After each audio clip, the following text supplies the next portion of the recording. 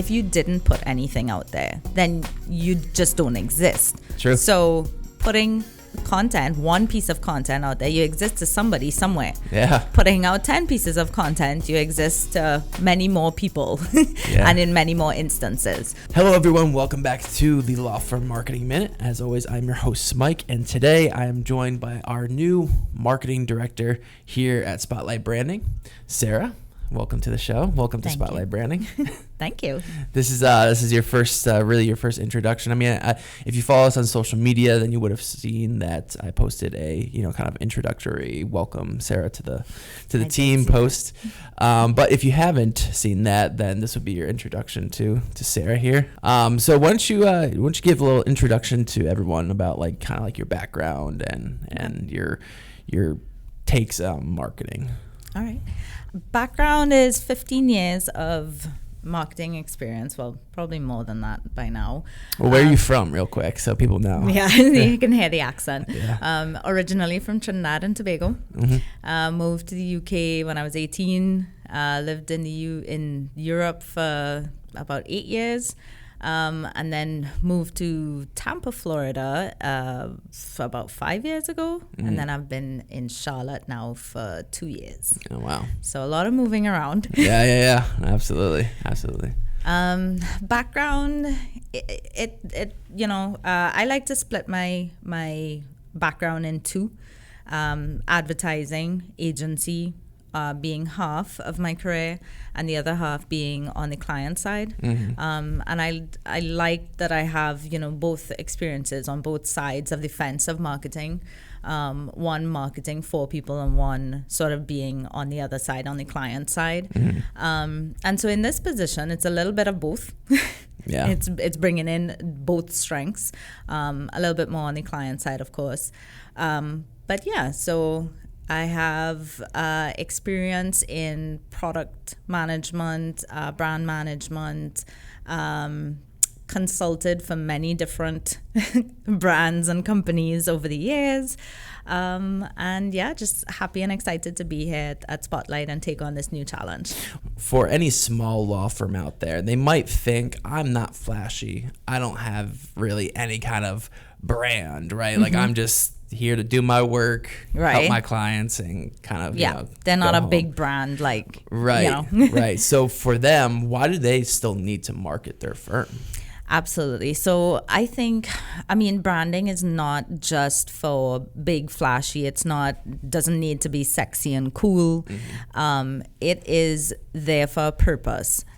A competitive market like the legal industry, you need to stand out from the crowd. You need to be able to almost give someone a reason to believe. Why choose me over the other hundreds of law firms in the city that can do, maybe the same thing. You may have a service, you may have an approach that is different, and you need to differentiate yourself. And, you want to attract a certain target. You want to attract a certain type of clientele, however you want to market yourself. And branding is going to be able to do that for you. Yeah. What is branding for a law firm? How is that? What does that look like? Yeah, because when, Jan and I, when we were talking on the podcast last week, we mentioned how marketing is very synonymous with just growing, right? Which is not necessarily just the case. Marketing is more than growing. Yes. So branding is very synonymous with logo and color scheme. Yeah, it is the look, it's the feel, but it's also it can go down to the culture of the firm, whether it's a solo law firm or a small to medium size. How does everyone in that firm look at their clients? How do they look at their cases? What is their particular area of practice? Is it a divorce lawyer with sympathetic heart is that your approach to things, like we'll take care of you or whatever? So it goes down into the core values of the law firm and how you want to market yourself. It's not just about colors and a pretty website. It definitely is part of it, sure, but it's more than that. And we also talk about here Spotlight Branding, we say that with your branding, it's really about establishing your credibility and expertise, right? You know, Absolutely. It's the branding aspect of it will put you in the spotlight. Yeah. Hey, there's our call to action. Plug in. Yeah, there's our Spotlight's mission there. Yeah, well, your reputation is going to follow your brand, and that credibility. And so all those things that you gather with your brand and that's why you need to be able to differentiate yourself and to be able to say that, you know, Jones and Henneman Associates are this is what we stand for, this is who we are, and then all those accolades that you gather over the years, they're going to follow you and they're going to be able to be pinpointed as that firm. So you talked about how the legal industry is competitive. You mentioned it there. Yep. And there's so much content out there. Like on a daily basis, just the average person consumes so much content in a day's worth of time.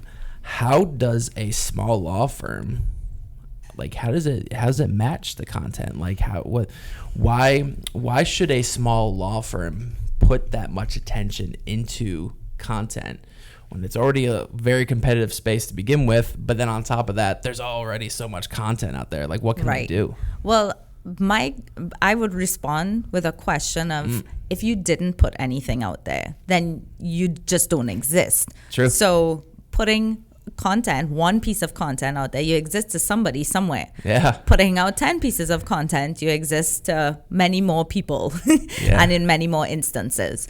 So, you know, it is a lot. There is a lot of content out there. Everyone's trying to be relevant. Everyone's trying to have the conversations with, there's only so many people. There may be many different targets for many different brands, but there's only so many people. So I'm a target to, many brands, and they're all trying to talk to me all at once. But within that noise, that sort of repetitive consistency in seeing that brand, that also brings with it some familiarity, some sort of comfort. Like, I know this brand. Yeah. So when it comes to top of mind, when it comes to someone saying, hey, do you know a good estate planning lawyer? Yeah, I actually do. I see this stuff. I might not take it on every day. I might not like it. I might not engage with it, but I've seen it and it's there and it's consistent. I can go back to it, refer to it, and say, yeah, I know this girl or guy. Yeah, and to that point, that's also why it's so important for them to put out valuable content, right? Because say you put out a cookie recipe in your newsletter, right? And that's what not memorable. That's what person A knows you for, is your cookie recipes. Yeah. But then person B goes to person A and says, hey, I know you follow this particular lawyer.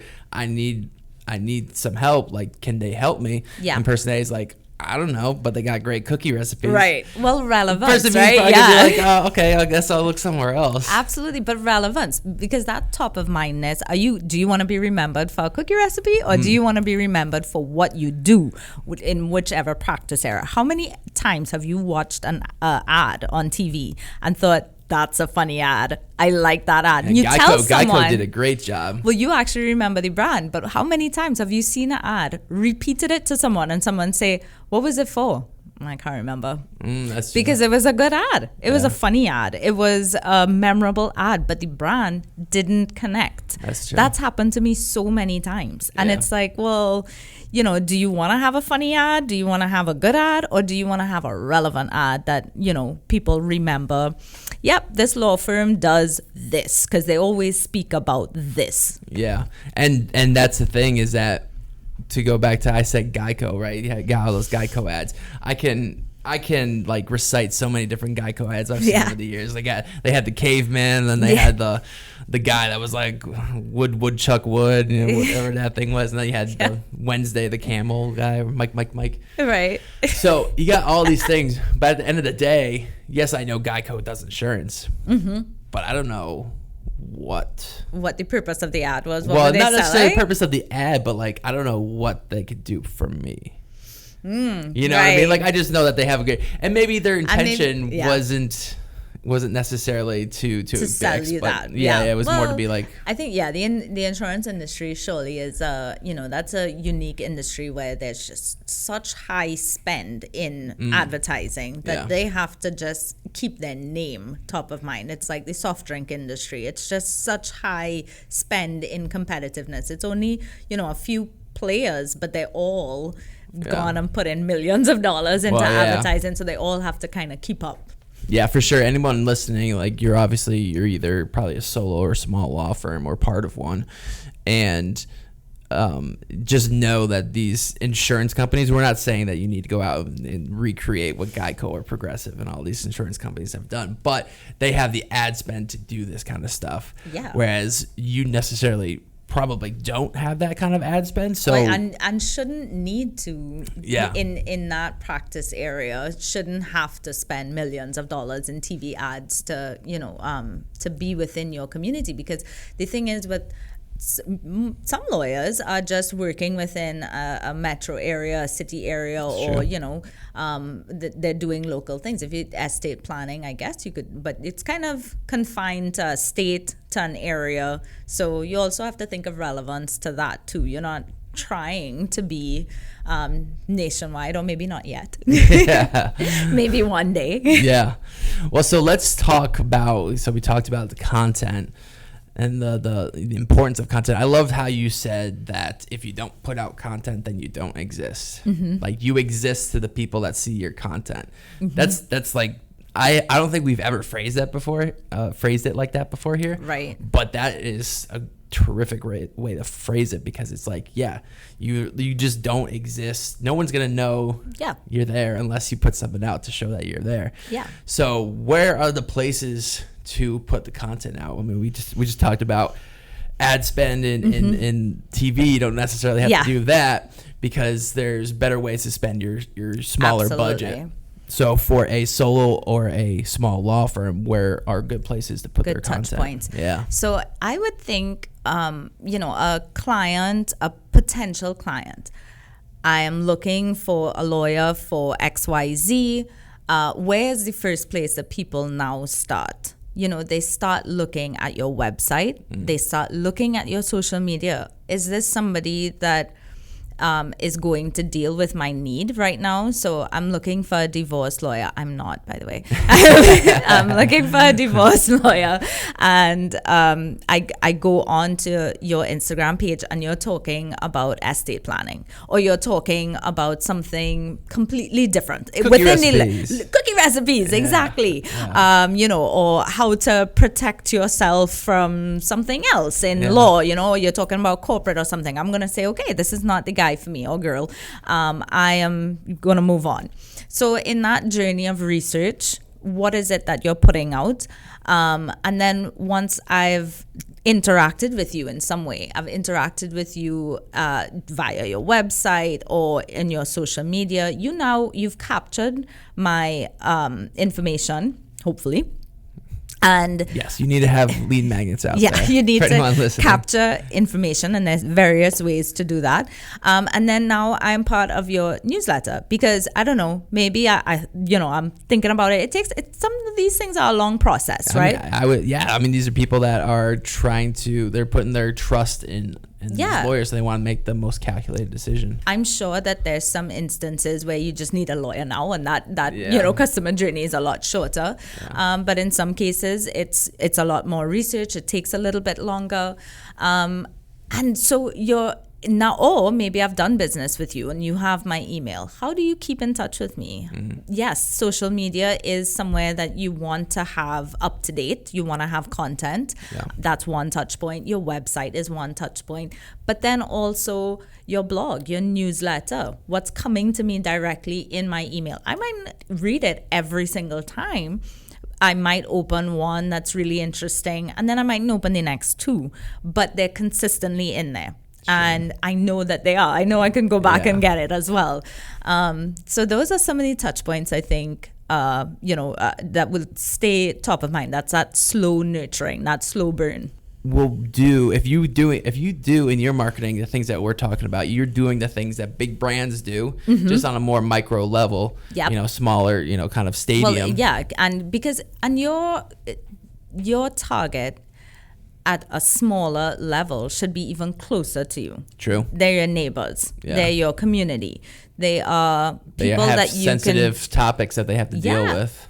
And they are people you can directly communicate to. You can get into their inbox, and it's a little bit closer of a relationship than if I get an email from Coca-Cola, which I do actually. I do. Oh, do you? I'm You definitely subscribe to their signed up newsletter? for something. Yeah, but you know, somewhere along the line they would have captured, and I get it. And usually around Christmas time, it's, you know, something going on with the brand or whatever. For sure. Yeah, and so, you know, sometimes you get these big brands but on a smaller scale, if I got a newsletter from my lawyer, I'm more likely to open it. I'm more likely to see what it is, because it's probably something that I've either been through or going through, or, you know, I'm thinking about.